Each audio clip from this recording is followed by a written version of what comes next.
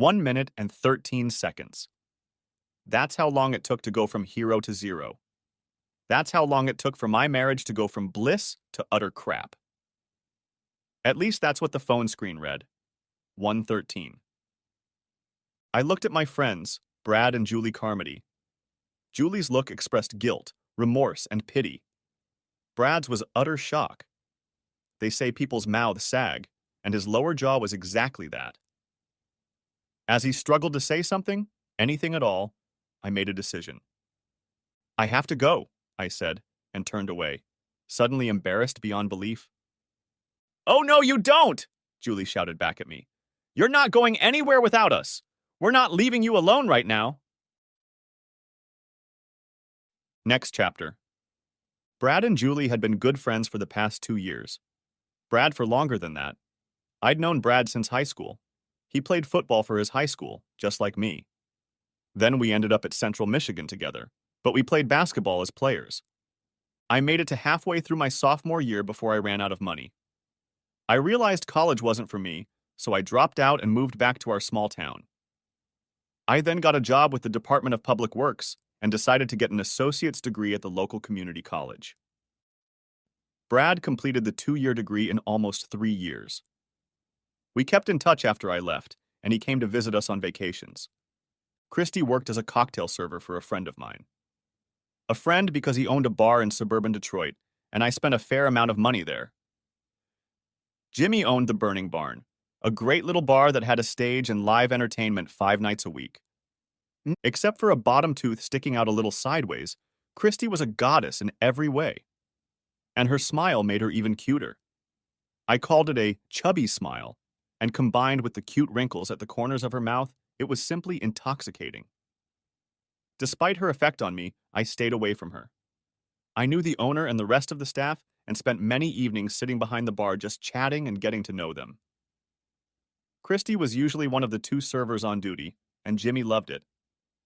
Just enough service and slow enough to keep the consumption down, reducing the likelihood of drunken altercations. I wasn't looking for love. I'd already had that, sort of, in high school. For the last 3 years before graduation, Stacy and I hadn't broken up. She'd told me so since our first date, but I always assumed we had something special. But after graduation, Stacy bought a new car gift from her parents and found a summer job before heading off to the University of Wisconsin.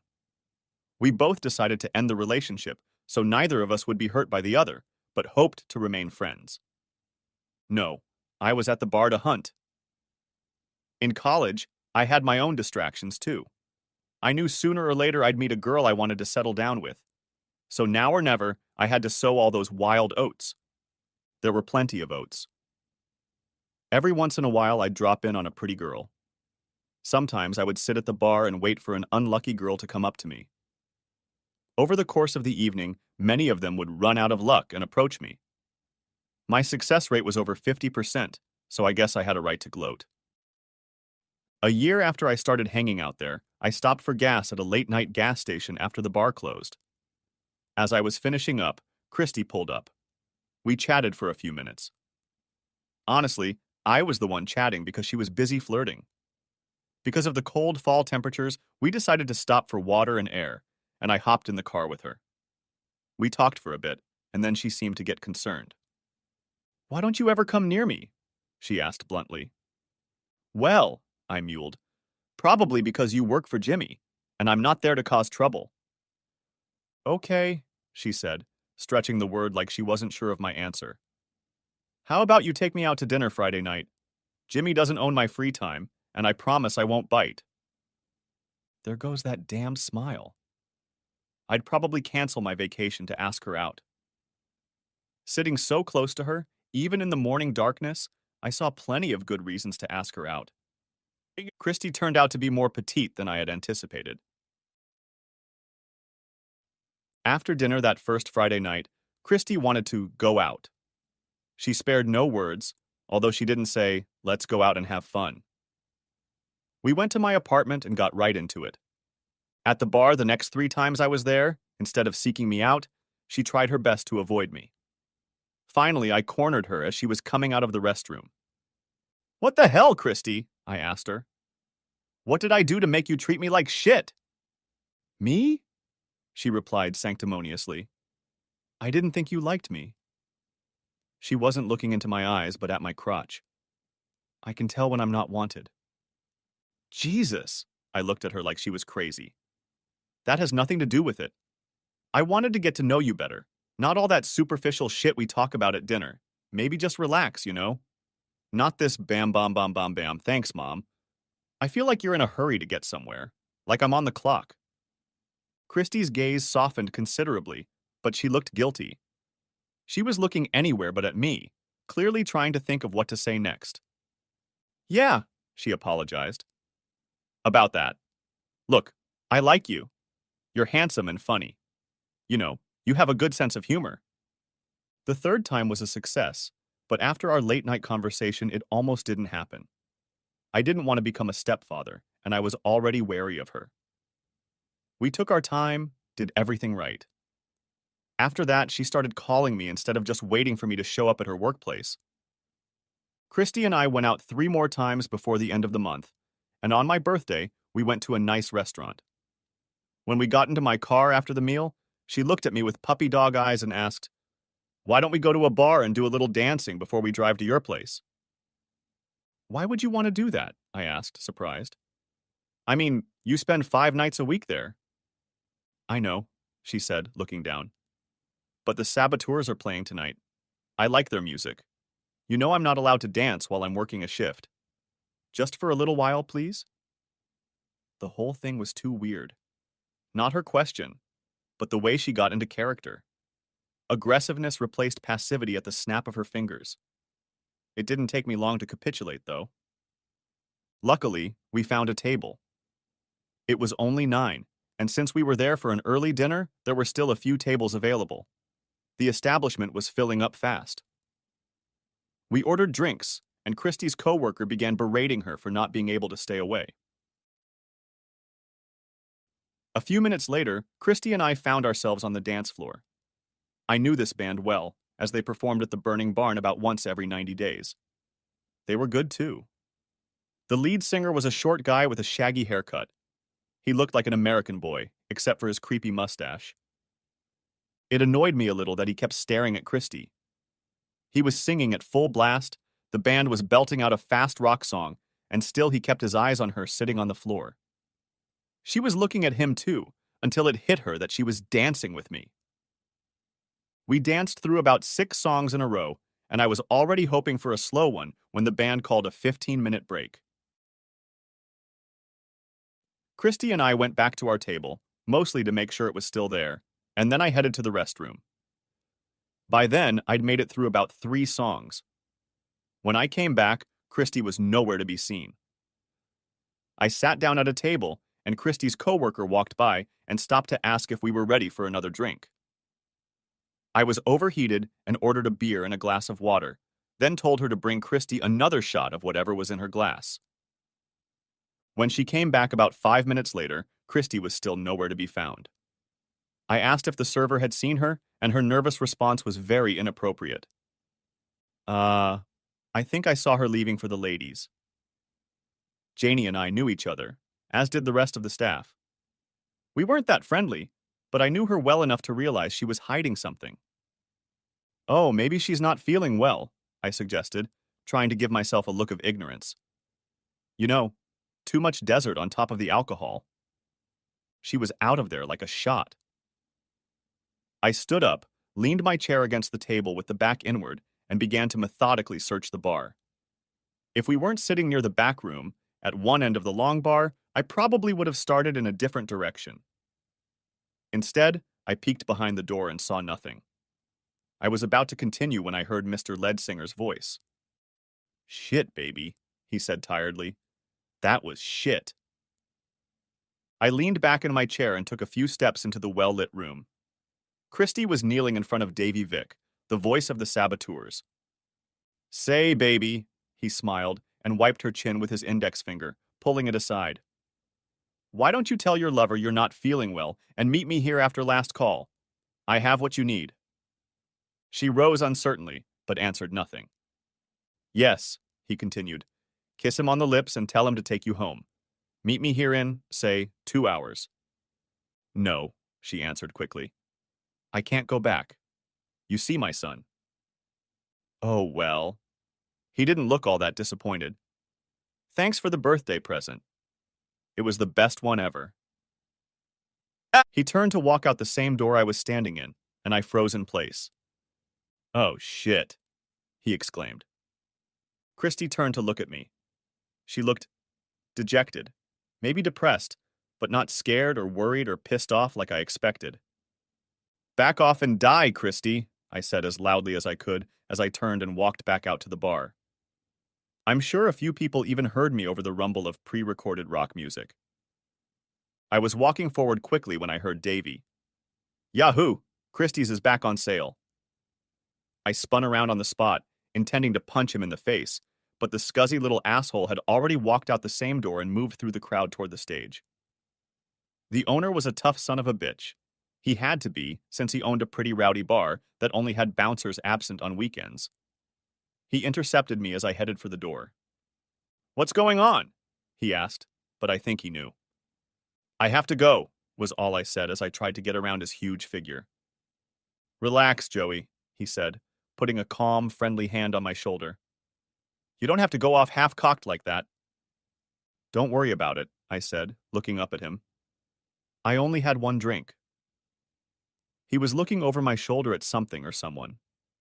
I turned and saw that Christy had stopped 10 feet behind me. The band had started playing again, and there was no way I could strike up a conversation with Jimmy. Angie, a girl I went to high school with, happened to walk by. It was an opportune moment. Hi, Ange, I said quickly, gently taking her by the elbow. Do you want to dance? She looked surprised, but let me lead her to the floor. While I calmed myself down, Angie and I danced to a fast song, and then the goddamn band finally played a slow one, probably on purpose. Angie was a little drunk and pressed herself against me. I let her do that and also took a few liberties with my hands. I sincerely hoped she didn't come with a date or, heaven forbid, a boyfriend. When the song ended, I gave her a kiss and we left the dance floor. Christy, an expert at navigating a crowded room, caught up with me before I could get close to the door. I'm sorry, she said, reaching for me. I yanked my hand away. Don't you dare touch me, bitch, I growled. Joey, I said I'm sorry, she tried again. You shouldn't have seen that. I laughed in her face. Really? So you're sorry you got caught, not that you were having fun with that bastard while you were here with me. What the hell, Christy? At least her face flushed a little. It's his birthday, too, she said, as if it was perfectly normal. And I've known him a lot longer than you have. Oh, that explains it, I told her sarcastically. Silly me. She threw me a dirty look, crazy bitch. I couldn't help myself. Now that we've cleared that up, I continued to rage at her. I'm going home. If you had told me how close you two were, I would have found something else to do on my birthday, and you could have spent the night with him. I could have. She started and stopped. Yes, I understand you're upset. Please don't be mad at me. I didn't want to be with him. I wanted to be with you. I promised him, you know. But I want to be with you. Please take me back to your apartment so I can show you. No, I said with insistence. You told me you wanted to go dancing, so what? Can you fulfill your little promise to him? And then you're going to do it right in the back room where anyone who works here can see you? You may work here, but these people are my friends. We're my friends, I guess. I can never show my face in this place again, you goddamn whore. I don't know why women who act like whores always look like they've been slapped when someone calls them out, but she did. What did you just say? She asked indignantly. Probably telling the truth. I grinned and spit out my words, getting right in her face. The first thing a whore does is lose her hearing. Christy wanted to slap me, but I had already shown her back. I walked out and got in the car. She didn't follow me. I stayed away from the bar for 4 days. Christy left several messages on my answering machine saying the same thing. She was sorry. Couldn't she make it up to me? Delusional bitch. 4 days later, I opened the door and found a man I had never seen there. He was well dressed in a suit. He had a serious look. "Yes," I said. "May I help you?" He stood for a long time, sizing me up. "Yes, you little asshole," he replied calmly, but with venom. "You're entertaining my wife, and it has to stop." I was too shocked to say anything. He was waiting for me. "I don't know what you're talking about. Who the hell are you?" With his left hand, he pulled a photograph from his lapel pocket, and with his right, he simultaneously flipped his jacket open, exposing a holstered pistol. "My name is Raymond Crane," he said. "My wife is Christy, and you need to back off or I'll make you." He put his right hand on the gun. "I can destroy you right here," he declared. "And I'll have a damn good chance of beating you, since I'm a deputy district attorney." He seemed to want to make it conscious. "Christine has a condition. You're compounding the problem, asshole. Stay away so your father and I can get her help. Don't call her. Don't answer her calls. Don't talk to her at her work." His demeanor was getting angrier by the second. I thought he was going to explode and shoot me. He brought me back to reality.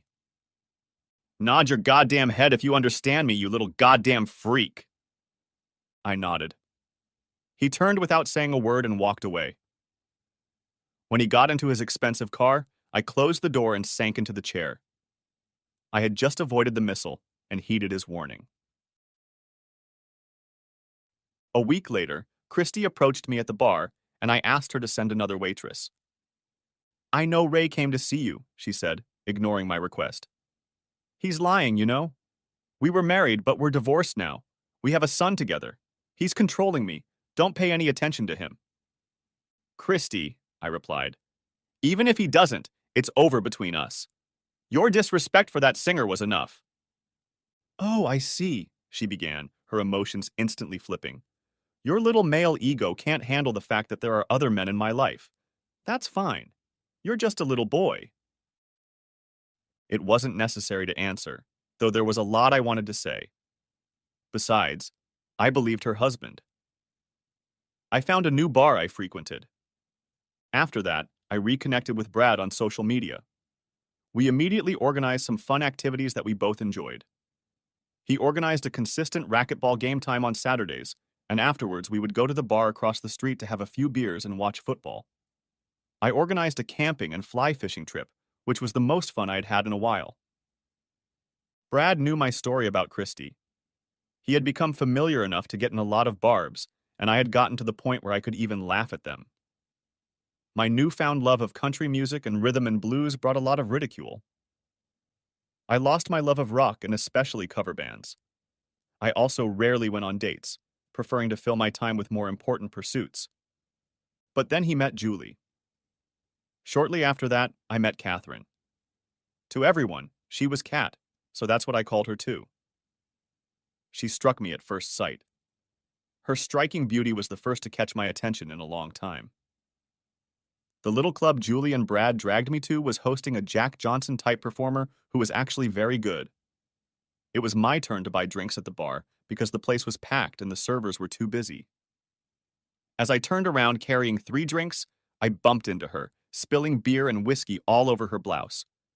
She shrieked from the cold, then just stared at me. "I'm so sorry," I shouted through the music. "Your top is all wet. I'll pay to have it cleaned." She must have liked something about me, because her anger instantly subsided. "You bet you will," she replied smartly. "You're just lucky I dropped my friends off here and there's another top in the car. Where are you sitting because you owe me a drink when I get back?" I bought her that drink as well. After that, I couldn't concentrate on the tune because I could see where she was sitting with her girlfriends. "Go talk to her," Julie said in my ear, lightly poking me in the ribs. "She's already let you buy her drinks and seems sympathetic to your incident." I felt obligated. No, that wasn't even close to being true. Cat was intoxicating. I hadn't been able to stop watching her, couldn't take my eyes off her, since I'd bumped into her 40 minutes ago.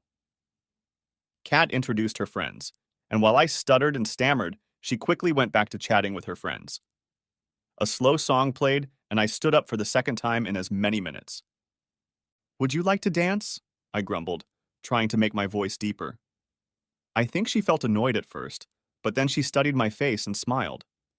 Her friends giggled. Admittedly, the dance was pretty awkward. I was failing and I knew it. But I rallied. I slowed down to the point where we were just spinning in tiny circles and started asking her questions about her life. After we started talking, we found a quiet booth across from the bar, and things took a turn for the better. Kat was smart, a little sassy, and seemed to be putting the world on its ear. I was so blown away that I could have listened to her all night without saying a word to myself. I took her number and left a very happy man. Julie and Brad teased me all the way home. The next few months went by like a whirlwind. I felt almost from the beginning that Kat and I were going to be together for a very long time and, I hoped, forever. All the best things about her also enthralled me. Even when she was moody or irritable, I giggled to myself. The funny thing was that it usually brought her out of that mood. Kat had a marketing degree from Western Michigan. She had a well-paying, lucrative job at a mid-sized advertising agency that she loved. She lived closer to Detroit, while I still dwelt on the outskirts. My job in the city had already earned me a promotion and a raise. That didn't mean we didn't have disagreements. As much as Kat was businesslike at work, she was a free bird in her personal life. I can't say she was self-centered because I never saw her as malicious. More often than not, she took my thoughts and feelings into consideration. She liked fine art and was quite good at it. My artistic style was reserved exclusively for wall coverings. Kat would buy me all sorts of portraits and sculptures to decorate my apartment. Kat loved cats, I know, ironic, and I loved dogs. She told me she wanted exactly 2 children 2 years apart. I, on the other hand, was hoping for 3 or 4. Her diet and exercise programs were very different from mine. And there were a few things we disagreed on by a wide margin. I felt we should have a joint account after we got married. And yes, I proposed at 10 months. Kat said yes. She wanted separate checking accounts. We came to a compromise that we would have 2 separate joint accounts, one for household bills and one for a vacation fund. The biggest yet least significant issue was her love of rock music. That's not to say that her choice of music was highly specialized. She liked classic rock, some metal, and even a few techno rock bands. Her favorite band was the Green River Band. They were a local band from the Midwest that had gained national fame a year ago thanks to 2 big hits. Whenever she talked about what they had to overcome in their climb to the top, I reminded her of Bob Seger, Ted Nugent, and even Eminem. It always ended in a stalemate. She knew my history with Christy and would often pester me with questions about boycotting rock and roll just because of that one incident. I always answered the same thing. I don't know why, and I was open to the idea that my brain would eventually separate the 2 things. We were married for 2 years, and life was great. Honestly, I couldn't imagine it could be better. We hung out with Brad and Julie a few times a week. Julie and Kat had become friends, and they were always planning things, including fishing trips for us guys. One day I came home to a very happy wife. She was absolutely thrilled when she showed me the tickets. Her marketing firm had been hired by the manager of the Green River Band, and in exchange, she was able to get 4 tickets. Not just any tickets, but backstage tickets for the entire concert. Why would we stand next to a huge amplifier and stare at the musicians' backs while they perform? She looked at me like I was crazy. Because, she said thoughtfully, probably trying not to lose her temper, we'll actually be right on stage with them. Oh my God, it's so exciting. I can barely stand it. She was beyond excited, no doubt about it. All the next week I hinted that I might not go. She insisted. It took her 3 days to take off her rose-colored glasses and realize that I was completely serious about not wanting to go. Why? She answered my question with a question of her own. Because you're my husband, and you love me enough to go with you. She implied, if you love me enough. So I finally gave in, or gave up, depending. Brad and Julie were just as excited as Kat was. We got to the concert a little early, or rather, very early. Kat was hoping to see some of the band members and maybe get an autograph. We were guaranteed that, but on the glossy autograph that everyone else was getting. The concert was at Ford Field, and we were directed to a separate parking lot because of backstage passes. Kat was in her element, dancing like crazy with Julie right off the stage. The girls tried to share the excitement with Brad and me, getting us to dance along with them. When the band played their last two songs, a new encore format that most bands follow, Kat was beyond ecstatic to their hit song, Pocket Rocket. The lead singer of the band was Ted Springer. I'd never liked him or the band's music, even before Christy and I got together. That's not true. I hated him. He was all egotistical, hot-headed asshole who was bad at rock and roll. Thad was an arrogant bastard in my eyes, and the ridiculous tattoo adorning the entire left side of his face pretty much proved it. And then there was that stupid red cape. Springer was dressed as some combo of Rod Stewart and David Bowie, remade for Halloween.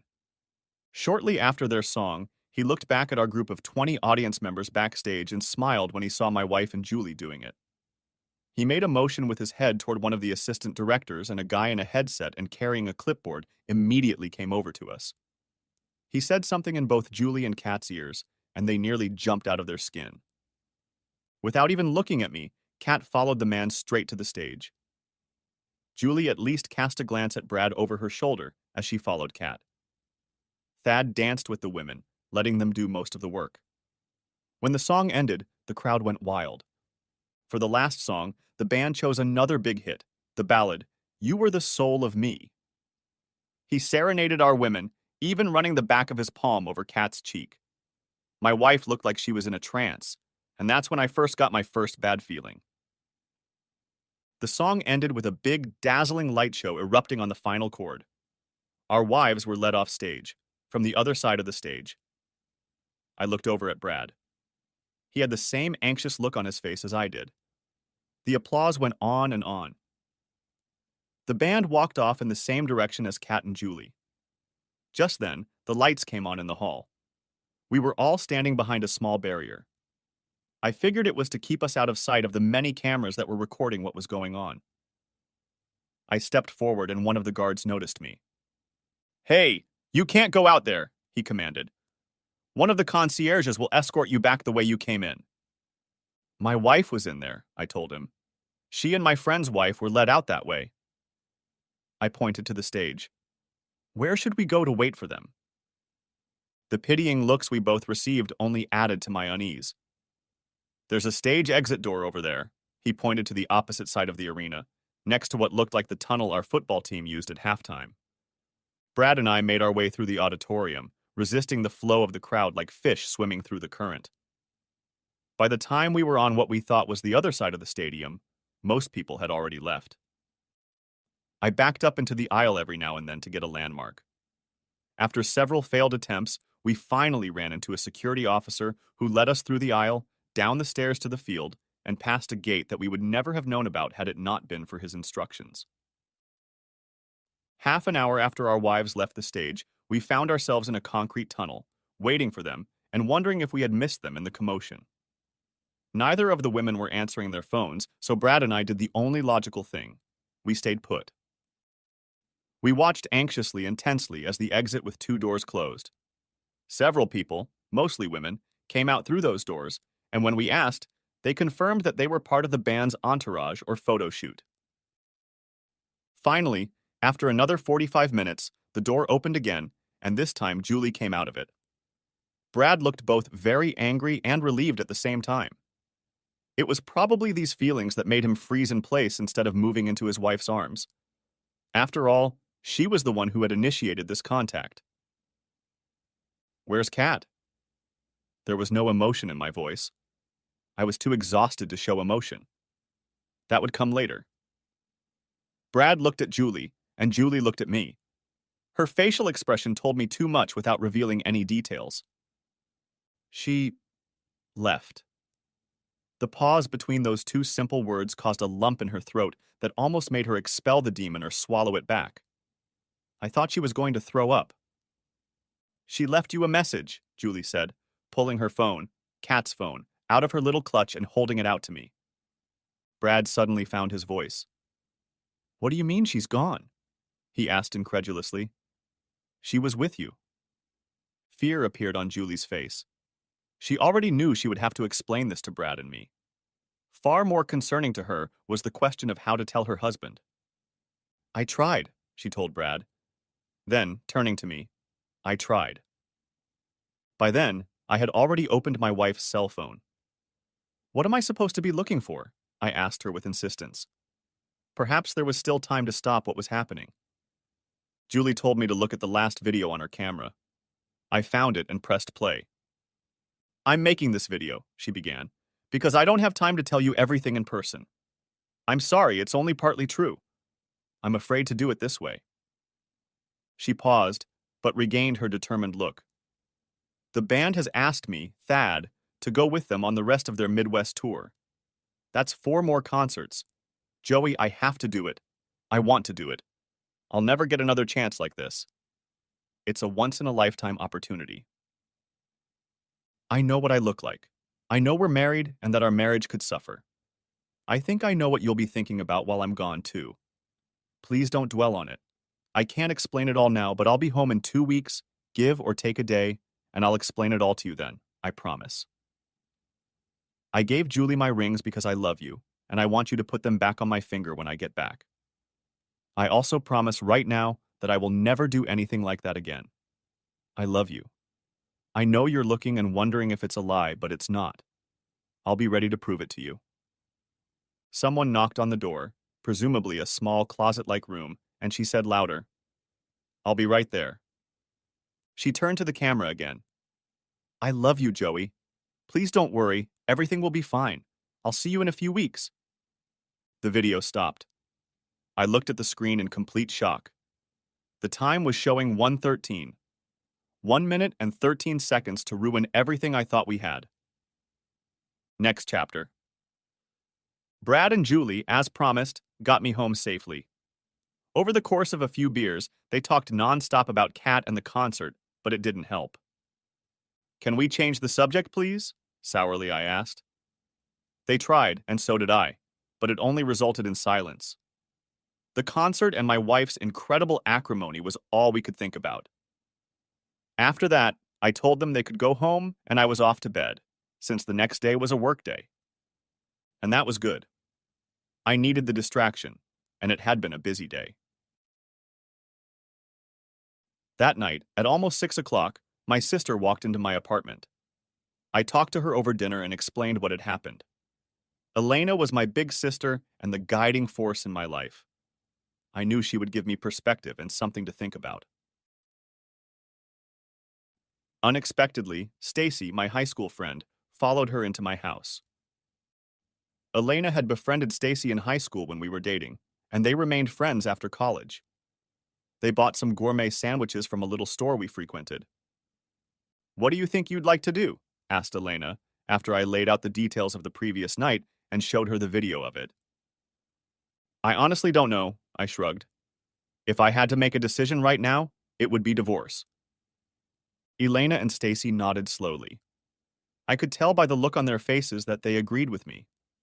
But then Elena surprised me. Well, let's break it down, she said like a mother. Let's start with the fact that Kat didn't plan this in advance. Wait, I interrupted. I don't know that for sure. She plans everything. She's an organizer in general. She got the tickets through her job, and while it seems legit on the surface, I don't know that she didn't plan to go backstage. Yeah, she thought. But neither she nor Julie had any idea that Thad Springer was going to drag them on stage. I had to agree. Then I thought about what would likely follow. I'm more concerned that she might have backed out. Instead, she jumped at the chance, forgetting about her marriage. I don't know either, Joey, she said hesitantly. She was thinking about you and her marriage in the video she made, clearly trying to minimize the damage, but still aware of it. I contemplated how to refute that, and then Stacy filled the silence, finally speaking up. If she thought she could assuage your hurt feelings, she paused, though By telling you about it before the fact? Well, maybe? She fell silent. There was a long silence while we all pondered. Finally, I spoke up. Yeah, whatever, I began. She's gone. She's off on her great adventure, which no doubt includes having fun with that nasty bastard, Thad Springer, repeatedly for 2 weeks. I don't see any way to forget it. Elena stood up and poured us all a drink. Apparently, they'd gone to the liquor store, too. She set a whiskey and Coke in front of me and asked, not to be rude, but can you tell me what goes through a guy's mind when he cheats? I mean the act of cheating itself, how it goes through your mind. Is the woman who is supposed to belong to you somehow tainted or dirty? In a way, I answered easily. I suppose my imagination works just the same as any other guy or woman's. There's also the anatomy and the fact that he would ejaculate into her. But to me, it's more of a violation of her vows. She made a promise when we got married.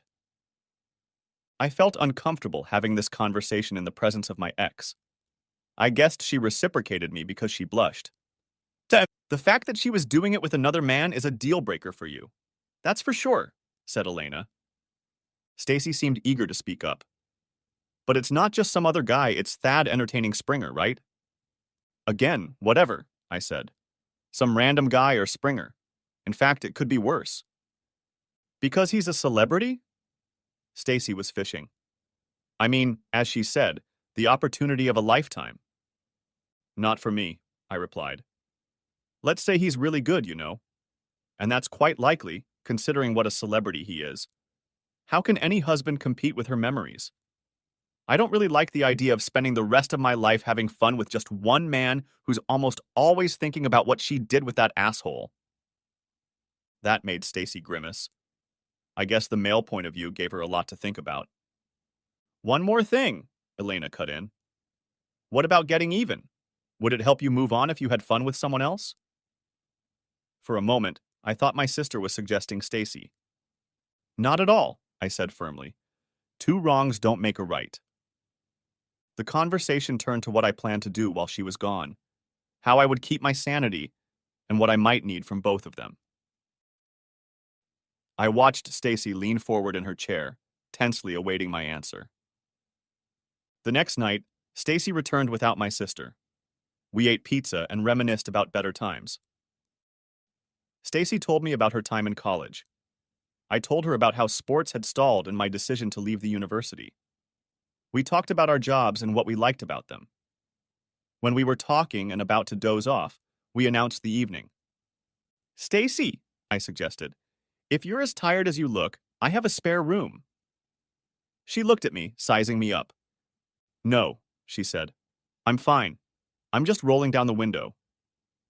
She grinned, seeming proud that she'd managed to contain herself. Can I come over tomorrow night? She asked, gathering her purse. Or maybe we could go to a movie. We ended up going to the movies. The next night was Friday, and I took her to the Italian restaurant where we had our first date. Afterward, we walked hand in hand along the river.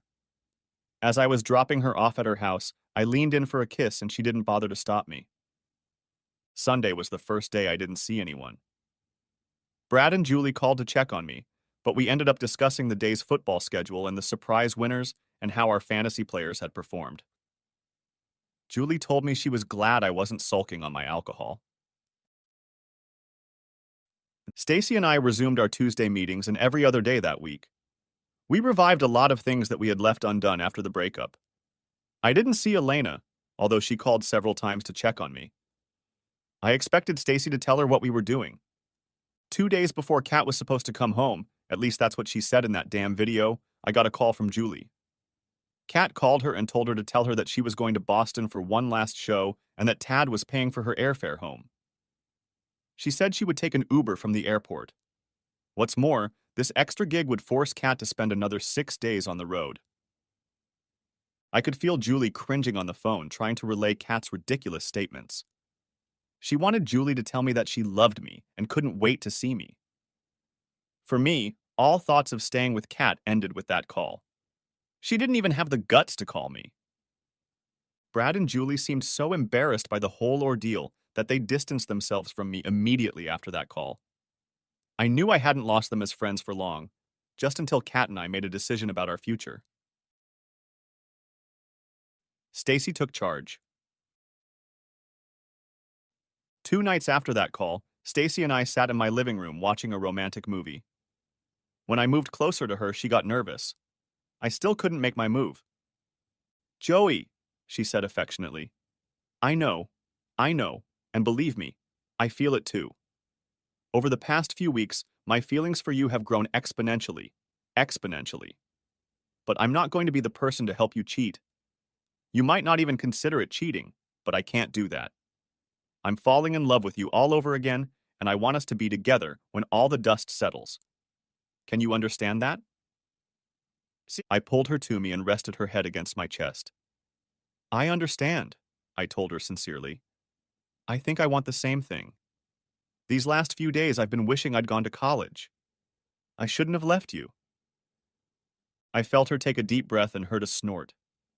We sat like that for a while, immersed in our own thoughts.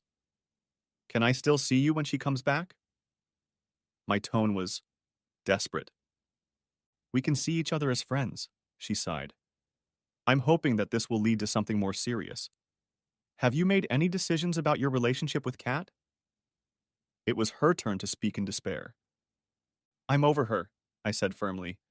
But a divorce in this state takes at least 6 months. That's if she doesn't fight back.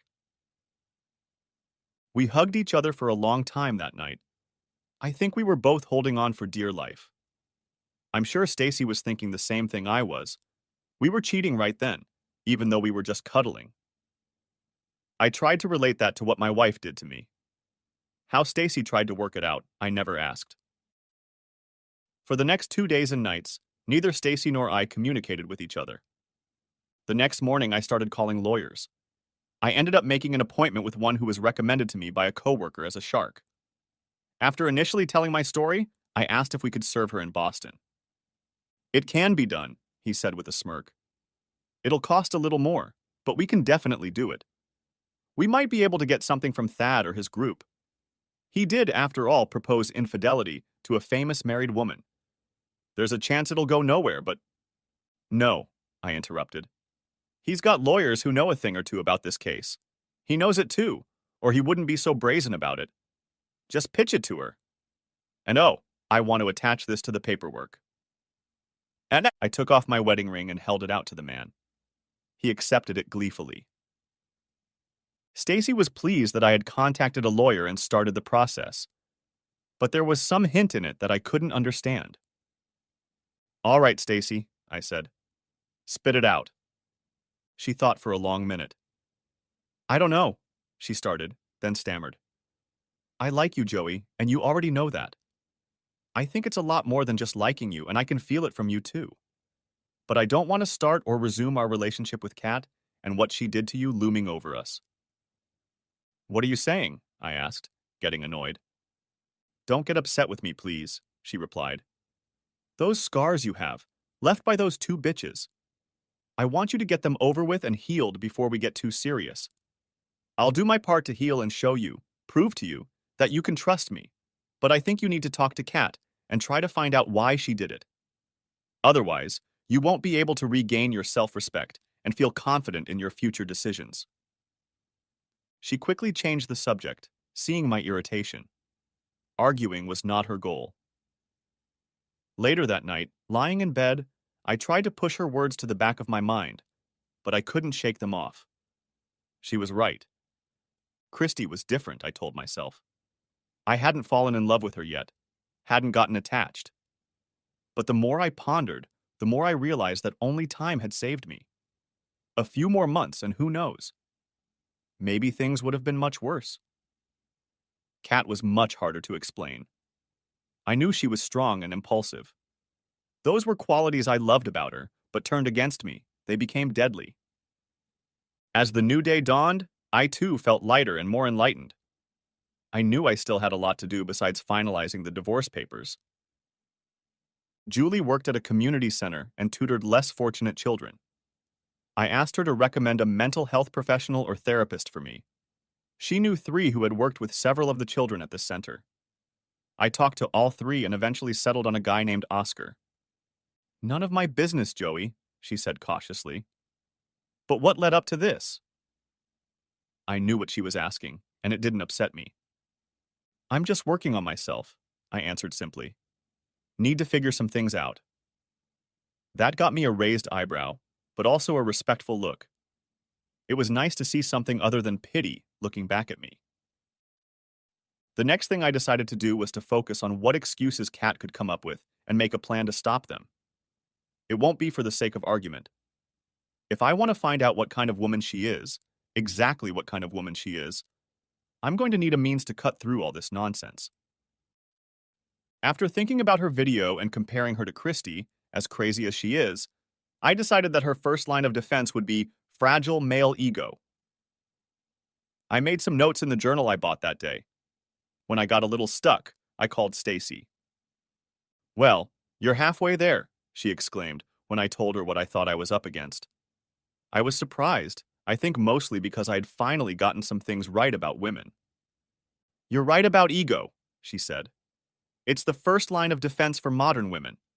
Ancient women probably had it too. She giggled and cheered heartily. The female ego, she continued. Well, we don't call it that. It's a desire or a need. It's other things. How do you plan to react if she comes at you? I don't know, I said quietly. I'm stumped. Come on, Joey, she interrupted. Let's pretend I'm her, she tried to change her voice. This was the opportunity of a lifetime, she scoffed. You can't seriously be telling me you're going to let your ego get in the way of a happy future. A lifetime of beautiful memories that we have yet to make together, just because I took an opportunity that may never come again. I know you can't look me in the eye and tell me you don't love me. Hey, you're pretty good at that. We both laughed out loud. Okay, give me a minute to think about it. There you go, I said after a pause. No. Kat, I think your ego is playing a role here. Your ego gave you permission to hurt me and break your promises to me, to go off with that nasty bastard. And you know what? His ego did too. I guess he saw your rings before you took them off and gave them to Julie. So? Just because he can carry notes and is famous gives him the right? He and you have no problem destroying relationships and marriages? Not bad, she said more seriously.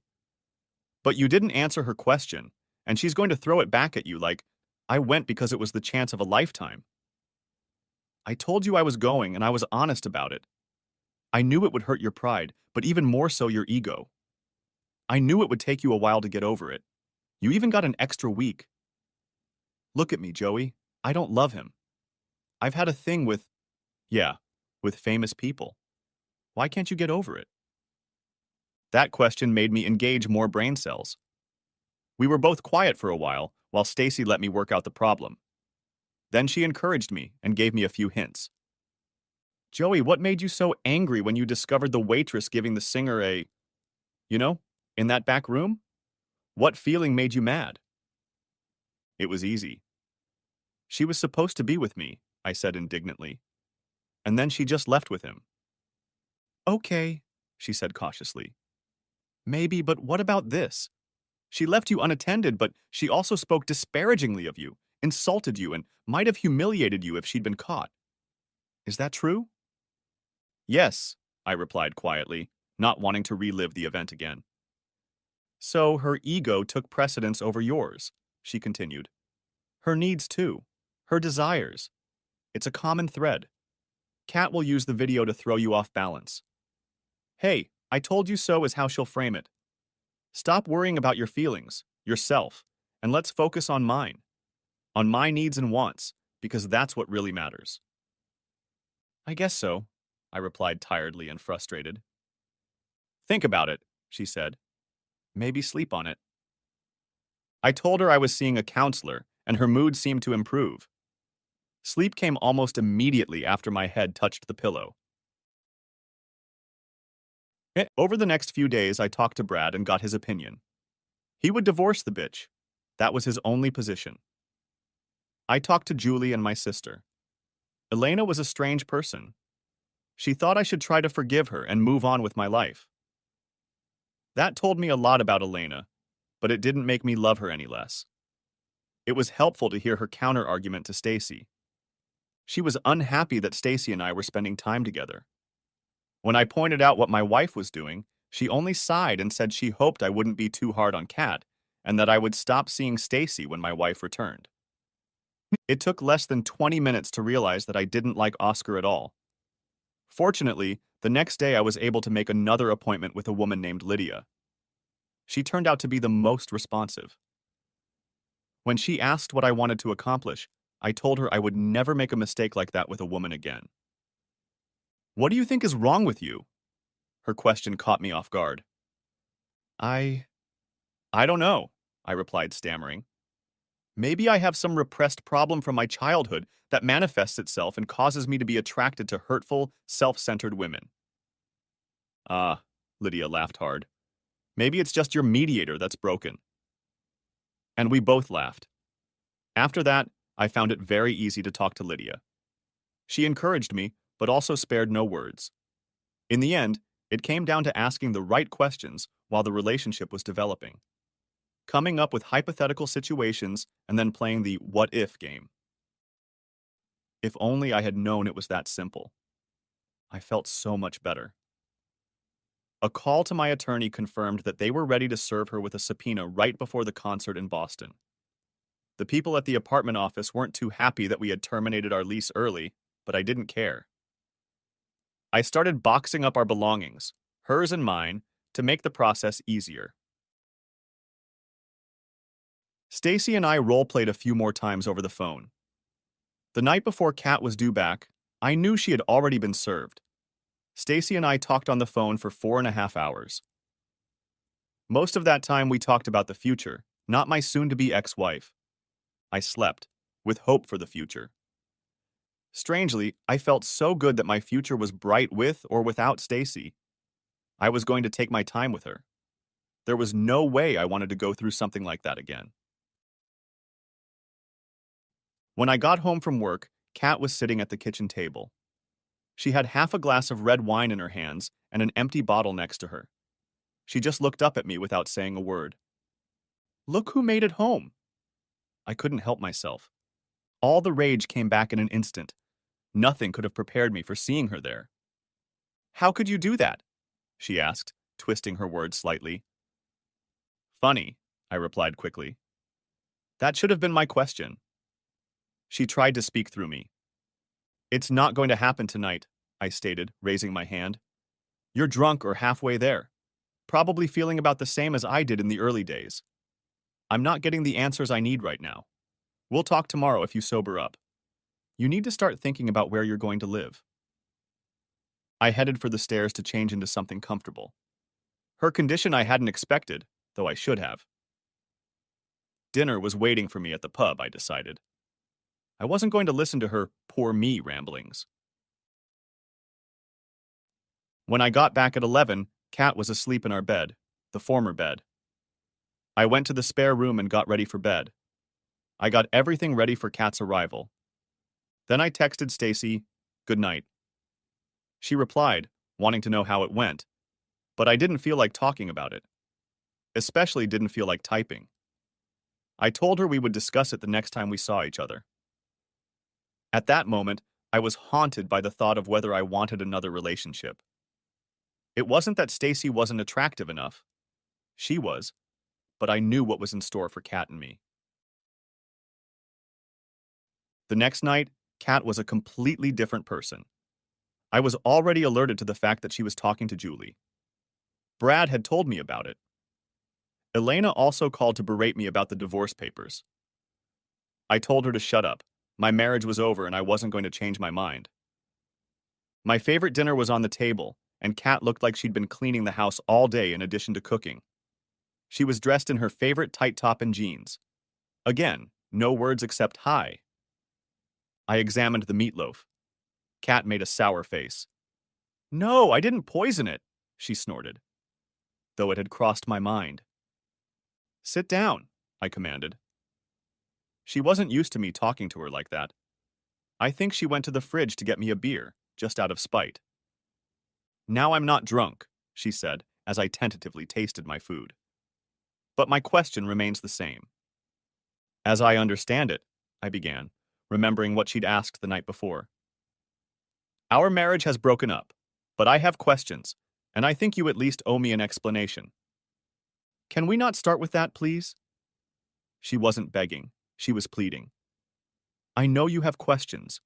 I'll answer them all, completely and honestly. I don't want a divorce. I want to talk things out, to understand your feelings and what we need to do to move forward. I didn't respond or react to anything. After a long pause, setting my fork aside, I started again. What could you have been thinking about going with them? It was pretty simple. As I said in my video, she answered without hesitation, clearly prepared for the question. It was the opportunity of a lifetime. I didn't think about exactly what it was. I just had to do it. It was a wonderful experience, and now it's over. I even got to use some of my marketing skills, which was unexpected. Yeah, I spat. Was that before or after you spent time on your back in his bed? She ignored the remark. Joey, she continued, reliving her amusement. When Julie and I ended up on the other side of the stage, we were there with several women. As I said, I was one of 6 invited to continue touring with them. As you probably know, there were 4 concerts in the first 10 days. At each concert, new female fans joined the band and others left. There were 6 in Cleveland and 10 in Ann Arbor. I didn't keep track after that, but we were busy. I grinned sarcastically. She wasn't going to hold back. We did social media posts most of the day. On those nights when there were no shows, we accompanied the band to social events, pre-scheduled gigs at nightclubs and high-end restaurants. During the day, we went to places booked by the band's management. One day, we visited the Cleveland Zoo. Lots of posing and hundreds of photos for various fan pages. Before the 3rd gig, I told Thad about my marketing degree and some ideas on how to improve his visibility during these shows. How to improve his visibility and image. I told him about how to organize live broadcasts at these events that would look like they were happening from a fan's perspective. He put me in touch with the band manager, who put me in touch with the marketing team, and that's why I stayed for 9 days. Great, I spat. Now he has virtual groupies instead of real ones. Now the damage is done. I didn't care. It was time to get to the main point. How many times have you actually entertained this asshole? I asked, fully charged. Kat stared at me intently. It took all her strength not to lash out at me. It was written all over her face. Finally, taking a deep breath, she replied. What the hell, Joey? She said, in a half-questioning, half-cry. I just told you about everything I've been doing for the last 3 weeks. What we've been doing was pointless, and only 4 times. Well, for your information, doing it isn't one of my top 5 moments on tour, and wasn't even considered when I decided to go. Yes, Kat, sex, I said coldly. And yes, that's what's important to me. That's the part that jeopardized our marriage, broke your vows, and showed your lack of respect and love. And you didn't answer the question, I noticed. I could see that she wanted to avoid the discussion or what I had asked her. In her mind, everything was wrapped up in a nice little gift box. She tried to tie a bow, and I ruined her nice prepared soliloquy. Humbled, she decided to act directly. I told you so, she declared. That was 4 times. She finished in a tone similar to, Are you happy now? Well, we already have a problem, I replied, because I don't believe you, and it's unlikely I ever will. But let's get on with it. What was your plan? I continued. To get your husband back on board after you returned? After all, you already know me well enough? Or thought you did? She seemed to be prepared for that too. I figured that if you loved me and because I told you there would be no, what did you call it? Getting you back on board. I planned to show you how much I love you, shower you with affection, and a little more, you know. The stupid bitch was trying so hard to hide her guilt that she couldn't even say the word. What makes you think I'd even want to have, you know, with you? It was a direct hit, but we weren't playing Battleship. The anger that gripped me was due to the fact that I hadn't properly vetted her as a life partner. Joey, She acted as usual and sounded puzzled. For heaven's sake, I'm not damaged goods. You can have fun with me. I'm your wife. I realize I've hurt you in ways I haven't considered, and in some cases I have, but apparently not to this extent. We can get past this. I'm not trying to sound cliched or make excuses. I'm trying to tell you that I'm the same person I've always been. It's wrong to say? Yes, it's discomforting, I said flatly. You think that because I don't think that. I'm telling you right now, getting through it isn't going to work. Please, Joey, you can make it stop, she sobbed weakly. I came home fully prepared to devote the rest of my life to you, just like I did before the concert. Or at least that was my plan until you forced me into service. I can't do that, Kat, I told her sternly. You're right about love. I can't just turn it off. However, I've lost all my trust in you, all my faith. That's what happens when one partner is unfaithful. Besides, any shred of respect you had left for me would be gone if I took you back. All those necessary pillars have crumbled, and what we had is left in ruins. Is this all because of your high school girlfriend? She asked, holding back her fury. Elena told me you dated her while I was away. Rich, I grinned. But since you asked, the answer is no. It was actually my sister who brought her here the night after the concert, I guess to try to cheer me up. I'm not going to lie. We may have something in our future, but we both agree that I have to decide what to do with this relationship first. Then it's about her, Kat replied with a low growl. She's waiting in the wings. How noble of her. Be honest, if you hadn't reunited with her, you wouldn't even be thinking about divorce. My mood lifted dramatically. There was a long pause as I struggled to regain even breathing. It also gave me time to figure out her weak argument designed to deflect attention away from her actions. Kat, I said softly and evenly, listen to me. You gutted me the minute you decided to leave with the group. Gutted me, do you understand? Even if I had decided in those 3 weeks to stay and try to work things out, things would never have been the same between us again. The sex you had with them gave me goosebumps, I continued. But honestly, that's the least of our problems once I was able to think rationally. You helped with that, by the way, by staying with them for an extra week. That's all the things I've said before about these pillars. You say you're going to stay here, forever, and fix everything. The problem is that I can never will, believe that. In fact, if I stayed with you, I think that act alone would give you an excuse to lose your way again. There's nothing left for us here, Kat. If we ever had a relationship like this, I don't think you could go with it, or I wouldn't care. Kat, I really do care, and you certainly went. I expected her to go on, but Catherine looked defeated. Her shoulders slumped during my tirade. I was a little disappointed and at the same time glad that I hadn't been able to use my male ego speech. From the look of her, she didn't have anything else to say or do. Kat, I said, now unemotional. Read the papers, get a lawyer's advice, and sign them. I've been very fair.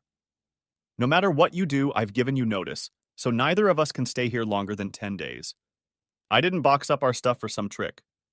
I'll help you if you need it, but let's just get this over with. Something like a moan or a sob escaped her lips. Then came quiet sobs.